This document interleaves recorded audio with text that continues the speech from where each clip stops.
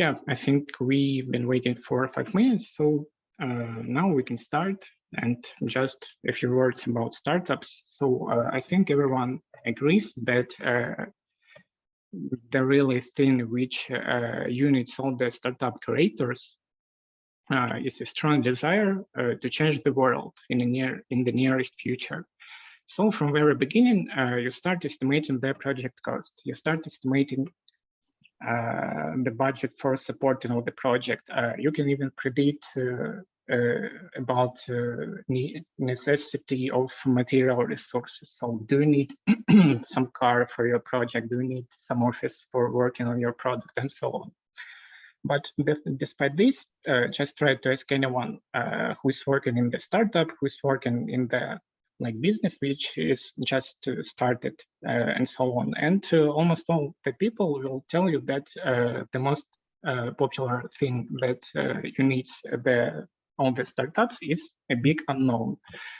And from one point of view, it really sounds like a paradox, because from one side, you just can predict and plan everything like budget, and from other side, you can consider your startup as null. So, and this is really a paradox. And why does it really happen? And the answer here is pretty simple. It is really related that you can't predict just one thing, and this is behavior of the people. So you can't predict your target audience. You can't predict how your people will behave, how your people will meet the product, and so on. And you start asking just the common questions about, for example, do I need a high-loaded system? Maybe, but do I have enough budget for this system? I don't really know. Maybe I can create a system which just directly suits my budget. Maybe, but will it be enough for my users? And the answer will be, I don't know. And so what can we do about this? It's not try to predict the people behavior, but try to mitigate risks which are related to this unpredictability. So that means that this unpredictability is fully focused and related to our traffic, to our future traffic in different pieces of our timeline, of a timeline of the project. And so the topic of our today's webinar will be how to mitigate this unpredictability, or how to mitigate the traffic spikes which are the main core of this unpredictability, and how to work with this, and why it is so important to do before the project is started, and so on. And let me introduce our today's speaker. Is Ivan Ivanechik. He's a development coordinator of Apriorit. He's a development manager of projects which are targeted on scalability, which are targeted on the performance efficiency. So he will be our speaker today. And of course, if you have any questions during your webinar, you just can text them in our chat, just in your Zoom application. And after the presentation, we will answer all the questions. So, Ivan, over to you. Okay, thanks, Michael. So, first of all, I want to say that I am a lucky man, I think, because the last several years, every second project I'm working on connected to scaling and requires scalability, or like a project with a big data. So I have some experience with this, and today I'm happy to share this experience, and maybe the life for some people will be better.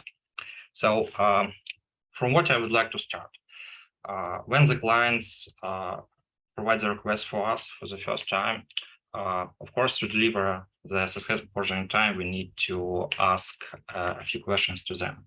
Yeah, and we need to know business logic to get the answer how it should work. We need to know the total number of users that will be on the platform. We needed to understand the total project size, how big bucket size we need, how many DB size we need. Request per minute. That's connected to system performance. Yeah, so how fast you need to process this. And of course, the budget. Some clients don't know it, but there are a lot of solutions that we can offer. And if you know budget, we can provide the best solution in this customer's money. So, and of course, we start asking this question to the clients, and sometimes we have this reaction. Yeah, so this is my favorite slide. I'm not telling that all clients have this reaction, but most of them have this, and it's okay. They just need more information about several points. So usually our clients know well the business logic and explain like what they need. But total number of users, requests per minute, and budgets is unknown. Yeah, and to be honest with you, this point is most important on the total system cost it will be. Yeah. Let's start from the budget because I think this was like important question here. Yeah. Here we have the paragraphs. Yeah. So manager asks the client to about the project budget. So in what budget we need to deliver this, and client asks, sorry, I don't know, give me proposal, and yeah, I will make a choice. And this is a really complicated thing, and we found a solution in our company. How do we solve this? It's providing several proposals to the client. This is example of real case that we did for one of our clients. And this project also, some statistic data from the project you will see today. But as you can see, for different like requests per second on your platform, the solution is also different. The time to implement and the price that you need to allocate to the cloud, yeah, to pay the cloud platform is different too. And since we don't know this, so we need to make a choice. Usually we offer the client to start from simple solution, and if they grow, okay, let's rebuild. But some clients, when they see like 3 versions of proposals, select the second version, okay, we can like pay more from the start because we are ready that our system will scale. So this is, I would like to explain a real case because with budget, okay, we can provide different proposal. But what about total count of users and requests per minute? The first point that we, a few years ago, decided, okay, let's ask client about this. Let's make client responsible for this. Yeah, okay, they should know their customers, they should know the traffic. And this is the real case example that we had. So client request a specific courses platform like for military. And they said, we have really tight auditory, and we have those total 300 of users, and not more than 100 will be at the same time. And let's see what happened in reality. Wow. Instead of 300 users, they got 35,000. And they got it in 2 days. You can see this on chart. This is real screenshot from the real project. So first of all, our congratulations to them. They earn a lot of money here. And the reason why we call this case successful, because client listened to us and agreed to join autoscaling to the system. This system was built on Firebase, and Firebase like scaling like works really well. A little bit about Firebase, if people don't know it. This is like complex solution that can help you to quick configure the cloud architect. Yeah, build something prototype, yeah, and this prototype scales. They provide this serverless architecture from scratch. I will explain it a little bit later. So the questions to auditories, what do you think, how much you need to allocate to pay to the cloud provider on the first months of development? On development stage and on 1 or 2 first months is when you start the project. Yeah, you just can put your answers in the chat, just in Zoom application. We already made sure that the chat is working, so just please do not hesitate to do this.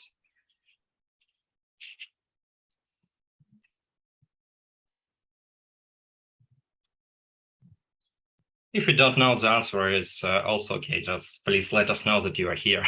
So press minus or something else.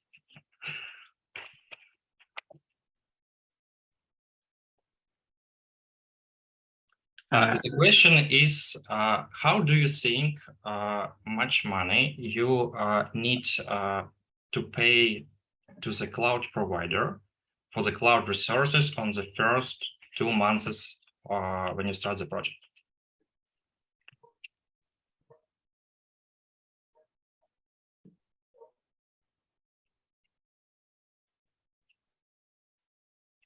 Yeah, yeah, I agree. That's a hard question.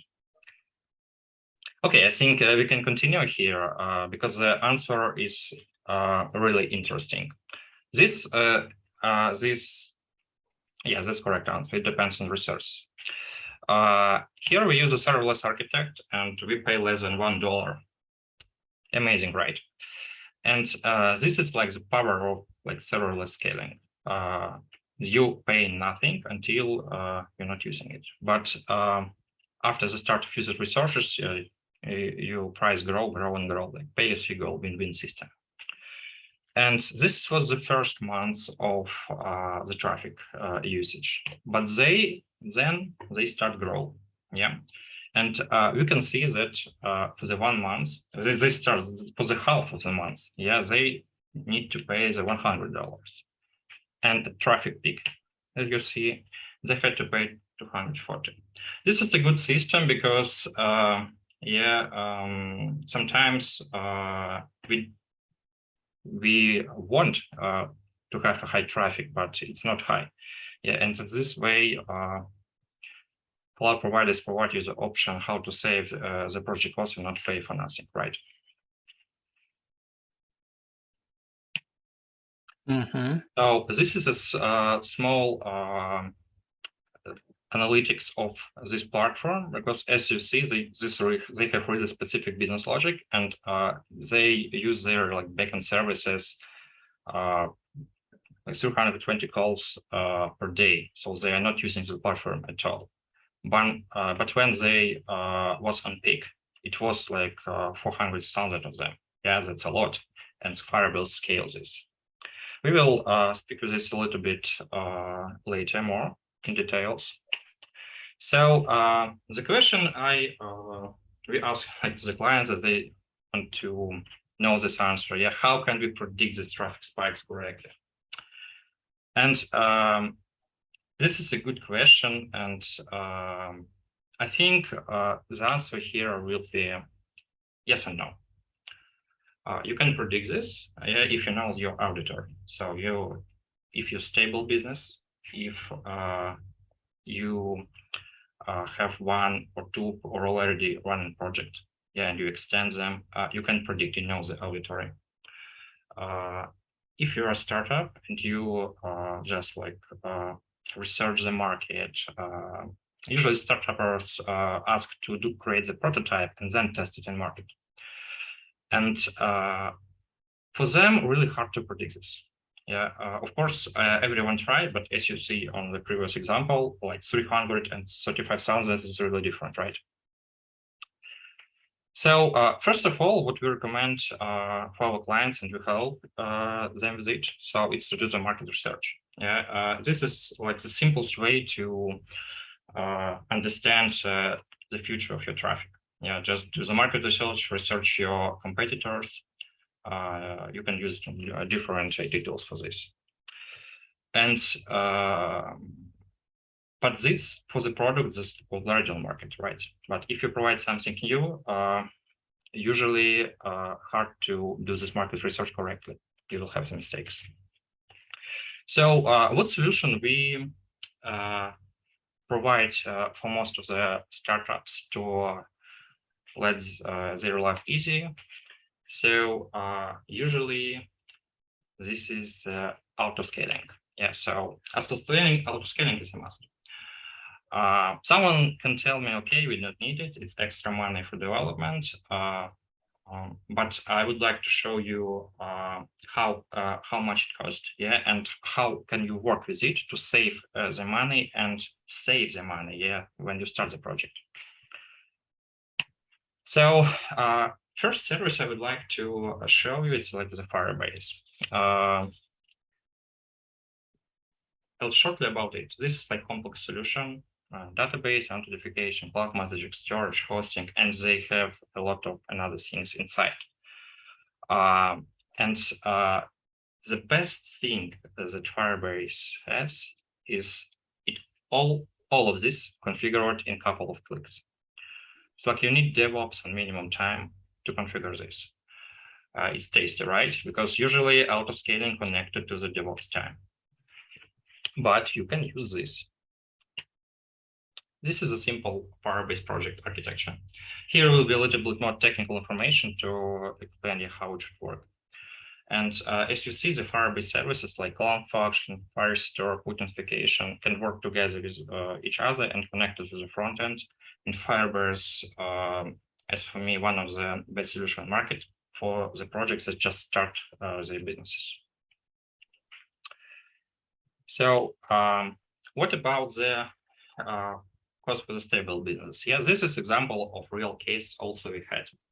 And you can see that a little shortly about this business. Yeah, they had to provide monthly daily reports to the government about the resources they're using. So this is like their business model. They have to do this, and this is the price they have paid for the 3 years of usage. So they use Firebase too. You can see that on the first month they also pay nothing. Yeah. And after the start, the cost increased like $10 per month. This is 2020. This is a 2021. This is a really interesting year because you can see that at the 8 and 9 months, the cost was pretty $100. And they said, okay, we grow every month on $20. It's not okay because after 1-2 years, we can pay a lot.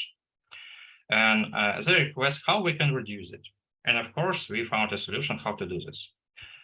So there are a lot of ways how to reduce this cost. Yeah, so everyone should understand because when your system scale, you scale databases, but not a problem to reduce the database size because the old data you can like save in the storage and maybe you are not using the data, but they still in database, or you can simplify some processes that are already configured.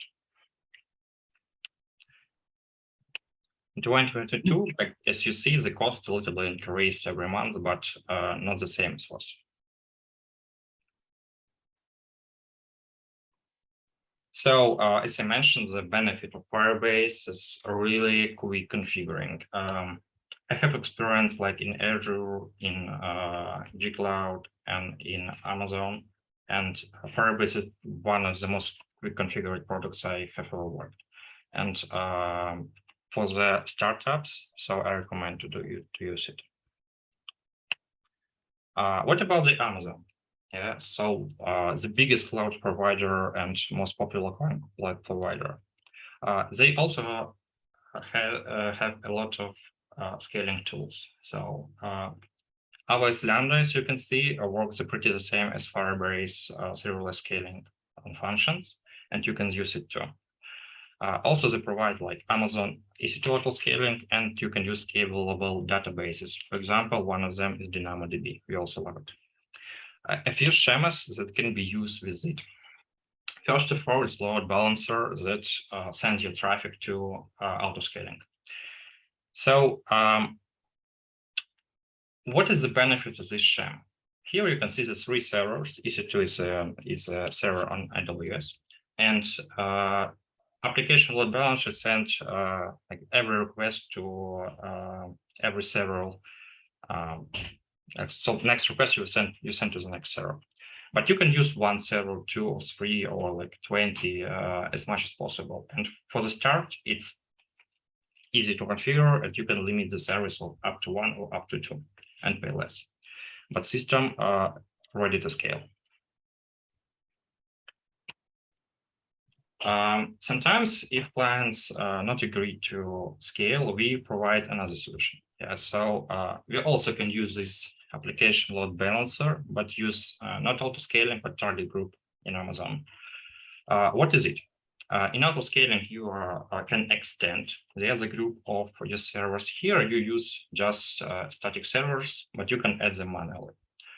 Important point here is that you can configure some notification if you know when your system limits, pretty the same, and your server will shut down like in 2 hours. You can predict this and receive the message you need to do something.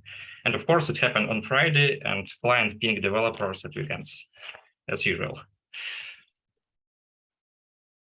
So another way, so it's working with Amazon Lambda, so you can also configure API gateway and scale with Lambdas. Lambda is really good solution, and we sometimes move different logic to Lambda. But Lambda has limits, and Lambda expensive is if your server works non-stop.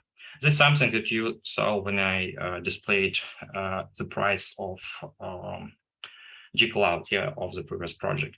So when your system grows, you pay much more. So it's so easy to server have the same price every time. So this is example of load balancer applications that we had this year. And this is one of the most biggest scaling project we had. And this is the price. So shortly about this. So they use the auto-scaling architecture, and they also use the DynamoDB. So this is the price monthly. So as you see, when we start development, we already pay at least like $100 to AWS, because we need to launch like development server, production server, maybe test server. And you can, of course, you can run like the cheap servers, but you have to pay. This is a big difference between like serverless architecture and auto-scaling architecture based on load balancer and EC2 servers. You have to pay from scratch. Also, after 3 months, so we built a prototype and did the stress test. And you can see that the product cost increases like pretty like 20 times. And we tested on like 100,000 of requests, and that was like the maximum limit that we tested. But in reality, when we run this project, we got 500,000 requests on the first month, and 120 million on the like next month, and that's really a lot. And system processes.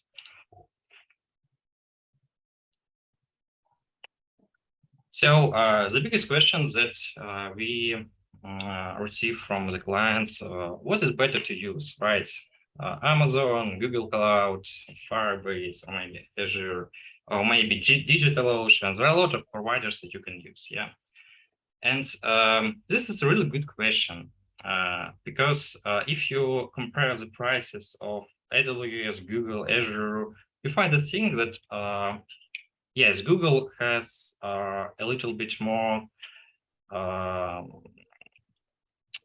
price on like calculation resources. AWS like take liquid and money for the storage, and but generally they pretty the same.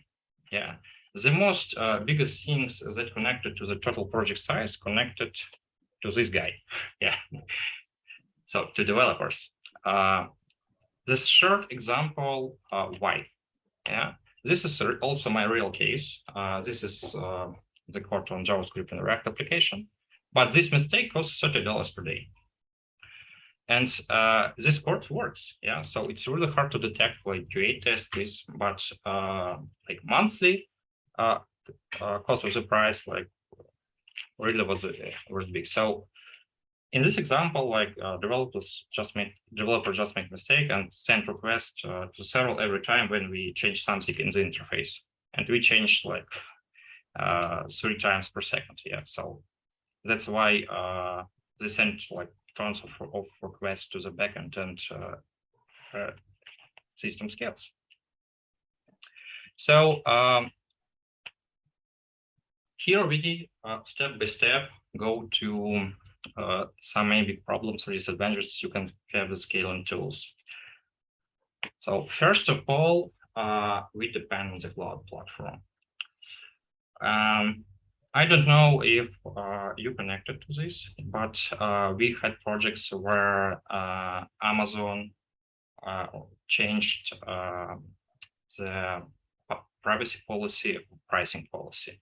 I know the startups that started the project in Firebase, but Google changed the calculation of the price, and the startup cost for them like $1,000, and after this $10,000, and they are not ready to pay this. So that's why they migrated to another platform. Also, we had a client that had to move the project to DigitalOcean, also big scaling project, only because their idea of the project is not connected to the Amazon policy. Yeah, and they asked them to move the project out of this platform, and it also can happen. And not only like scaling what DB and service move to cloud. Usually we move to cloud all of this, like all buckets with data, firewall, request and protection, alarms, and all of this move to cloud. And that's why it's really hard to change the platform and project architecture if you develop it better from scratch. But a little bit later, I can discuss how do we solve this problem in our company. So the second problem, of course, we depends on developers. As I mentioned above, the mistakes in code cost money, and it costs much more than mistakes than like choosing the AWS and Google Cloud can, like in comparison, like cost like $10 or $100, but mistakes can cost much more, and you need to keep in mind this. When we make a choice between what I need to hire the developers that know how to scale, but I will pay a little from $10 more to AWS, yeah, or I can like try to risk, yeah, hire the guy who don't know how to do this like on the Azure or something else. So how do we solve this in our company? Usually we have this one person in a team who know how to scale, and we try to fix this on code review. When someone deploys this code, yeah, we control this, and that's why after releasing at least one project, our guys know how to scale. And also helps setting the alarms in cloud. Yeah, that's inform you that you did mistake. So I don't know if you migrate the code. Does someone has experience with it? With migration, like your product from one cloud to another? You just can plus in the chat.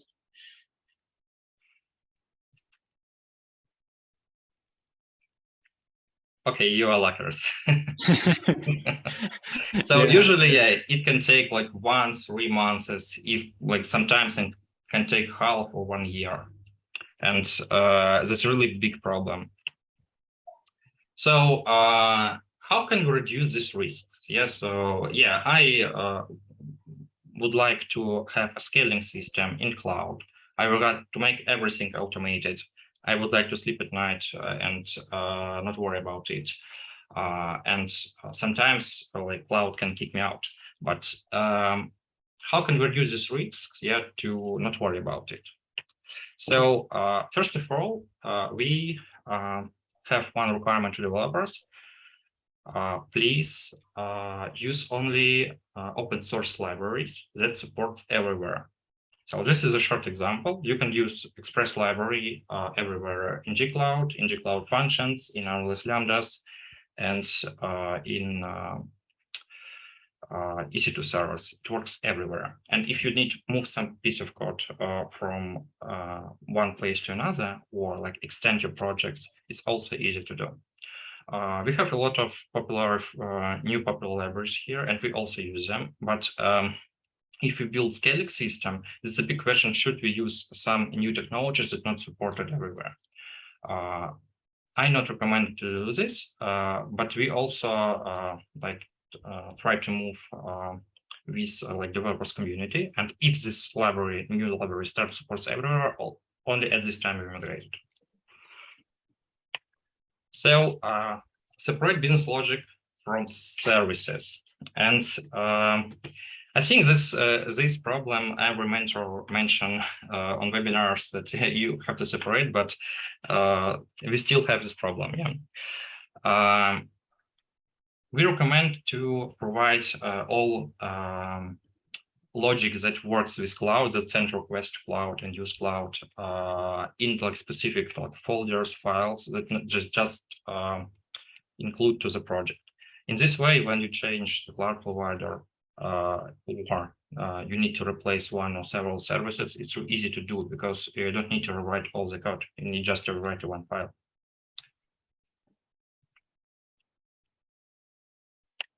So crash test.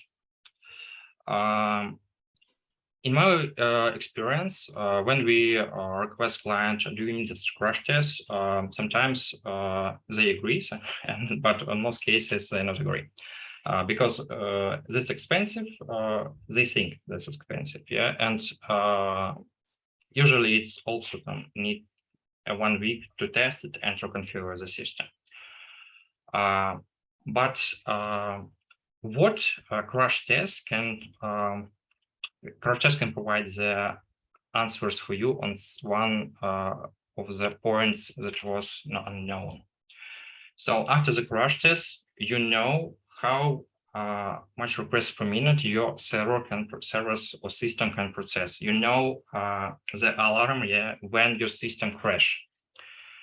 And you know the budget because for the like 1 million of requests per month, I need to pay $100. Yeah, if I will have 2 million, it will be $200, and let's provide this answer. And usually you can do the crash test. We as developers can do the crash test and on the like simple prototype after 1 week of work. Yeah, just to build most hardest part that can provide like performance problem and do this crash test. About the total number of users, this is big benefit of using cloud because cloud for now extends the bucket sizes, the DB sizes dynamically, and also you can now extend the memory of your instance dynamically. That's really good, and I like it. So that's why we are not worrying about data in the like first months of usage. So, but request per minute at budget provide you like a stable work system, and that's why you can sleep at night without any problems. So alarms. Important to set the alarms when your systems are like shut down or pretty in the risk to be shut down. You need to set traffic. Information about this you can get usually only when you do the crash test, and we don't know when the server will be shut down when we develop it really. But we know this information when we do the crash test, and we know that with your business logic, with your like specific software that like you're using the cloud, we can and with this performance test, we know that system will work stable.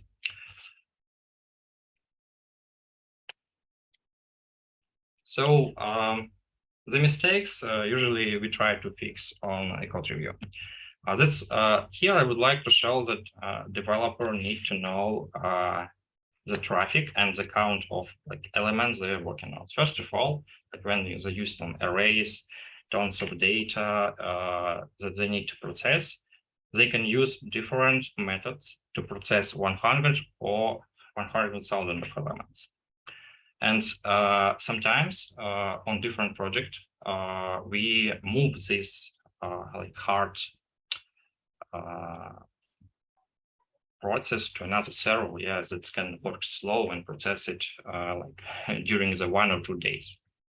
So here, usually we work with developers like mentors. Request to DB use search instead of target request. If you request to database or like to the target field, yeah, that's really fast. If you start search by name, search by name, it will work stable until you get 100 million rows, and after that your system shut down.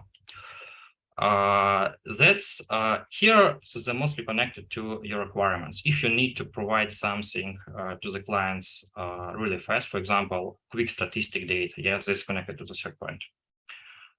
You can use cache, or as we did for the some of our project, we move all of this logic out of the project to independent server, and it's independent project for us. In this way, everything that should work fast works fast, and clients don't feel any difference whether they do the 1 or 1 million requests to you, because yeah, every request is a target request to DB. And all statistic data processed in independent place with independent resources, maybe in another database, yeah.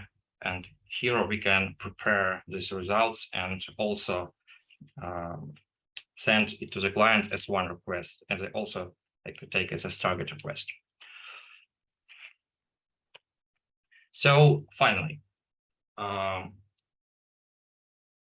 client should know the number of total users, requests per minute, and budget. Yeah, we of course help them to do this. So to avoid this, we recommend to do the short market research. Yeah, or you can do the auto scaling from scratch. Don't worry about it. But market research is important because not all of this can be scaled like with Firebase. So that's why we're using the auto scaling for the most of startups and businesses. What about the time of development? Usually auto scaling extend your like total development time on 30 like 50%, and most of the time connected to the DevOps time. Yeah, that's why if it's a startup, we are free to offer to use Firebase. Yes, so because we don't need a lot of DevOps time for this, and here we save the money for clients. So second is the development level. Yes, so we ask them to use the common libraries that supports everywhere. That's really important. And of course, like every project should have at least those persons who know how to scale. Or so of course everyone learned how to scale in real project because it's a really specific case. But they at least should know or should have a plan. Yeah, and they should provide this plan. We every time provide the plan to the clients. Yeah. So what we can do, how we can do. So thanks for your attention. And I'm happy to answer to your questions. Yeah, thank you, Ivan. Currently, we have 2 questions from Mark. And the first one is, how difficult is moving a project from AWS to Firebase? This is a good question because it connected to your architecture, as like we mentioned above, that we need to know what libraries you're using to in your project, yeah, to do this extension, to do this movement, and what DB size you have. Yeah. Also important point that like you in AWS you can use FJS or like SQL database, and this is relation database. But if you move it to the Gcloud, you change the database time because Firebase there it's another relation database. And of course, some logic should be rebuilt. To answer, you just need to analyze your code, how it writes and how many problems you have there. Usually, it's like a short offer how to do this, how many mistakes developers provided at this point, and what changes in business logic when we change like DBs will be. Mm-hmm. Okay, thank you. Also, we have the second question from Mark. What are the parts of cloud services that tend to be more expensive? The ones projects use too much at the start? So pretty interesting question. Yeah, so here really hard to answer. Yeah, we need to think. In my experience, the most expensive things that you can find, like in cloud? I think this will be the correct question. That's the cost of your machines that you order. And in Amazon, for the case when we scale up to like 120 millions per month, the biggest cost is EC2 servers. And also, one important point that we know this now, it's a firewall because some people start the DOS us that we need to protect from that. But this is another problem that you can have when you scale. So the answer here is EC2 servers.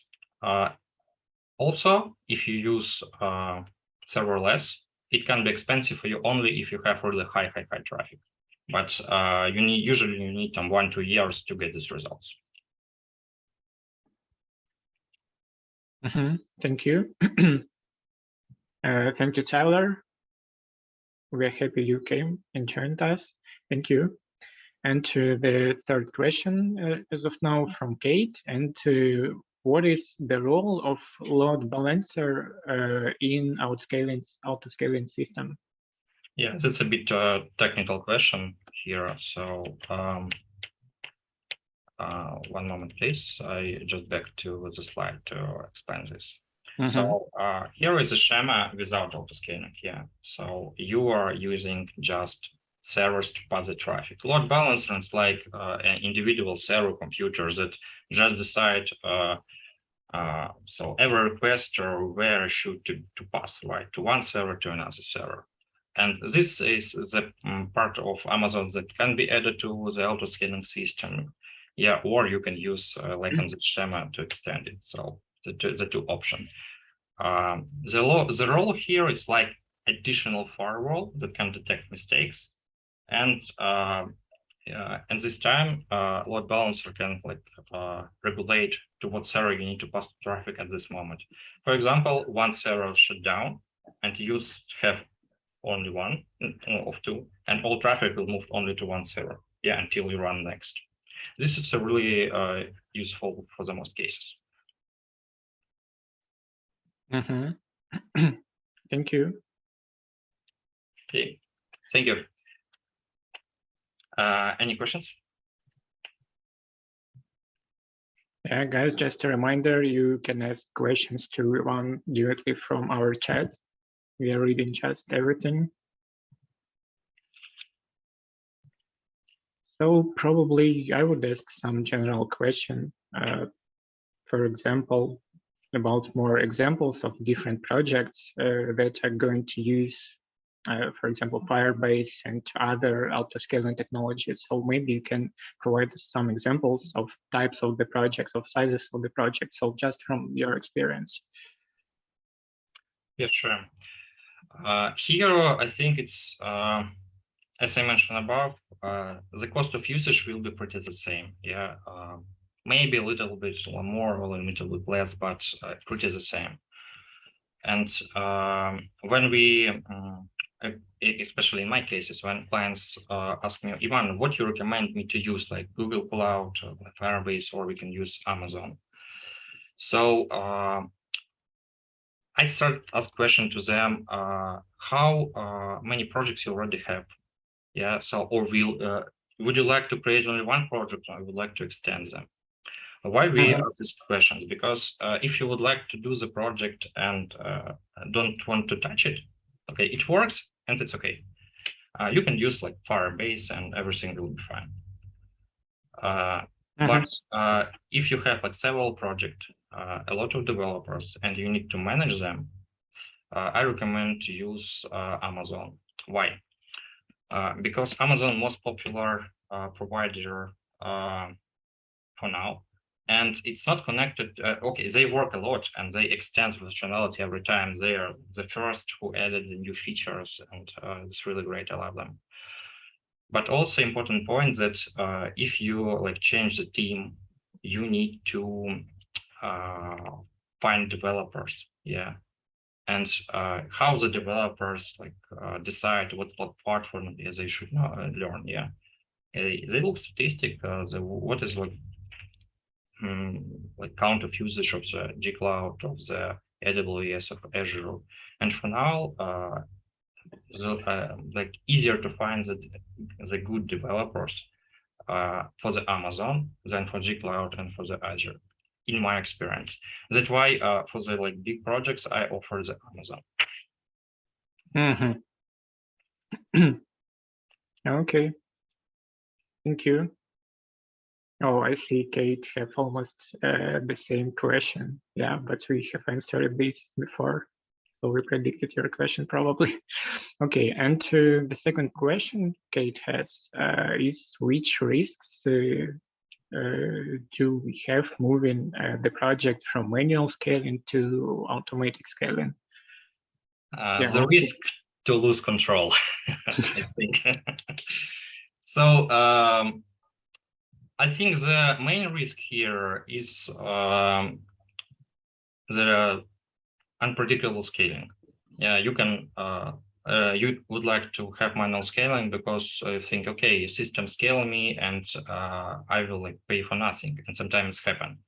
As hacker, I can DDoS like the scaling system, and scaling system can see, okay, someone sent a lot of requests to me, but I'm not using the platform. I just like DDoS this and try to break everything. And system starts like scaling. Yeah, this is the risk. And in like cases that we have, we protect from them by providing a firewall that also cloud usually have. Like blocking by APs, and also we set the alarms that inform us about this.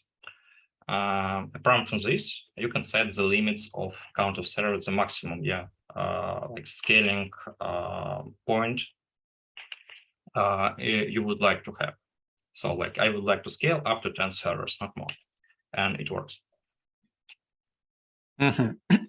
So in general, the tools we are using for auto scaling under the hood, they're able to differ when we are getting some DDoS attack or when we are getting some new users. So they don't differ these two cases, yeah, for us. Yeah, so it's unpredictable the scaling. Sometimes, yeah, to process if it. I mean, we also, yeah, developers, humans, they sometimes can do mistakes. They need to test this, of course, yeah.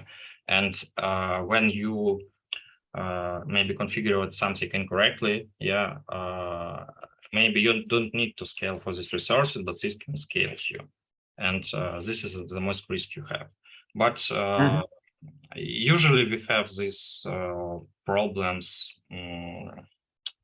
or never, or it's really low count.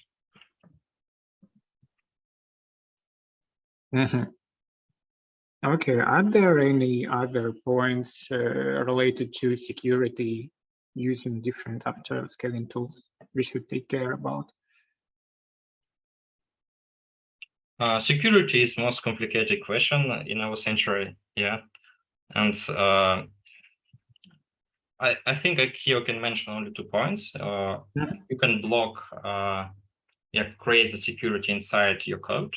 Yeah, so when request already like inside your machine and you need to process this, you can provide like security block inside the machine. It also like takes some resources from you, but you have to do this. And second way, you can block it on the firewall level. Yeah, it's something that cloud provide, and in this way, this request is not passed to your server. It's blocked in the step before this. Yeah, that's clear. Okay, thank you. Guys, any more questions?